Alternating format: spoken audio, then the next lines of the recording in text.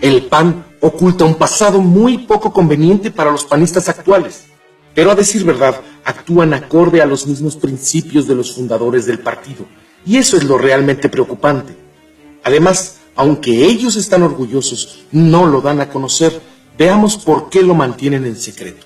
En 1929, Manuel Gómez Morín es uno de los principales discípulos de José Vasconcelos, quien compite en las elecciones de ese año contra Plutarco Elías Calles. Vasconcelos no reconoció los resultados electorales y llamó a la ciudadanía a protestar. La persecución y matanza fue atroz y Vasconcelos tuvo que irse del país. Gómez Morín, contrario a lo que pensaba Vasconcelos, suponía que sí era posible llegar a la presidencia por la vía institucional.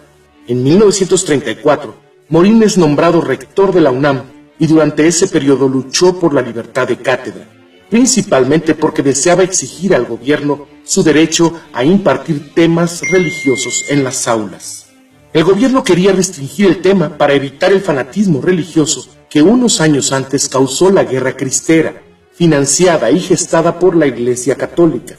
Habiendo servido como subsecretario de Hacienda y como parte del Consejo Administrativo del Banco de México, Gómez Morín formó parte importante de los movimientos fascistas en México.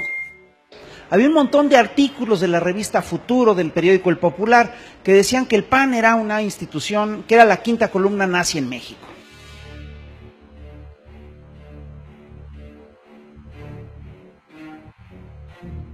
Estos panistas, que nos dicen que son unos demócratas impecables, etc., eran netamente pro-hitlerianos. Gómez Morín viajó a España y se maravilló del progreso de la dictadura de Franco y logró imprimir sus ideas en la Declaración de Principios del partido que había fundado en 1939. Sin embargo, el PAN no participó en las elecciones presidenciales sino hasta 1952.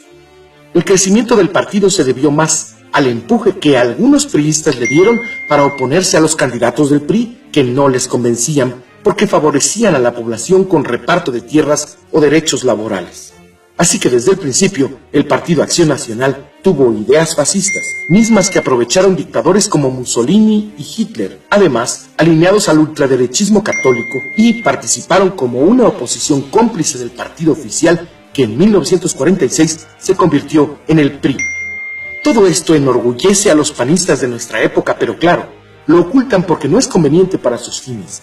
La ideología sigue siendo la misma. Un grupo de gente rica, interesados en imponer a candidatos que favorezcan sus intereses económicos, apadrinados por la Iglesia Católica, desean reinar en el país aprovechando la metodología fascista, es decir, asumir el lenguaje de la izquierda en defensa de la población, pero para actuar por la derecha, protegiendo a los grandes capitales, además de encubrir a su principal socio, el PRI. El primer candidato fuerte fue Manuel Cloutier en 1988 contra Salinas de Gortari. Maquío, como le conocían, declaró tener 63 millones de pesos, 6 propiedades y 5 empresas.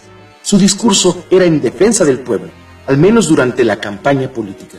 El vencedor de estas elecciones fue Cuauhtémoc Cárdenas Solórzano, pero con el fraude usando la caída del sistema se impuso Carlos Salinas de Gortari del PRI. Unos años más tarde, Diego Fernández de Ceballos avaló la destrucción de las boletas electorales para evitar que éstas fueran contadas. La bancada panista acepta que se destruyan esos míticos documentos. El PAN ahí mostraba su contubernio con el PRI. Por eso Diego, abogado de profesión y defensor de políticos y grandes capitales, ganó la candidatura del PAN, quizá como premio a esas acciones y a la gente de dinero que le apoyaba. El asesinato de Colosio, ordenado desde la cabeza misma del país, quizá por Raúl Salinas de Gortari y José Córdoba Montoya, jefe de asesores de Salinas y quien prefería a Zedillo como candidato, logró que éste se beneficiara del dedazo. Un nuevo engaño para los mexicanos, un fraude renovado contra Cuauhtémoc Cárdenas Solórzano en 1994. Un pseudopanista llegó a la presidencia en el 2000. Su facha de ranchero, sus botas, su forma de hablar era conveniente para el mismo fascismo del que hablamos. Defenderemos a los pobres, pero somos ricos y poderosos.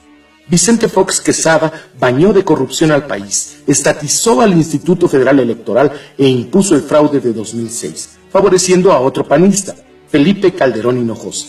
Recordemos que Fox apoyó a Peña Nieto en 2012 y ha vuelto a prometer que tiene sus mañas para acabar nuevamente con López Obrador. Si no, el pueblo de México, yo me voy a encargar, yo personalmente, que ese cuate no llegue, porque no queremos otra Venezuela aquí. Por supuesto, la democracia para ellos no es importante. Felipe Calderón, un personaje que cumple perfectamente con las cualidades ideológicas del panismo, entregó la presidencia a Enrique Peña Nieto, permitiendo un fraude colosal que trajo de nuevo a escena al PRI un presidente igual o peor que los anteriores. Ahora el PAN pretende llevar de nuevo a Calderón a la silla presidencial a través de la candidatura de su esposa Margarita Zavala, desde luego con el convenio que tiene con el PRI para establecer una falsa alternancia de partidos. Cualquiera de los panistas que vienen detrás en la contienda son igualmente de discurso fascista, hablando del bien para el pueblo, pero en beneficio de los grandes capitales y discretamente apoyados por la Iglesia Católica.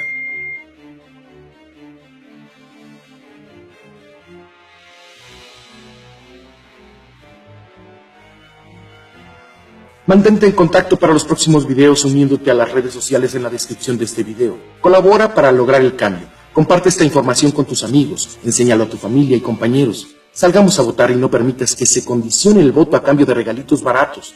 En las siguientes elecciones, organicen un día de campo frente a las casillas y permanezcan todo el día. Acudan a las oficinas del distrito a continuar la velada. Es la única manera de ejercer presión y exigir que se respete el voto ciudadano. Muchas gracias.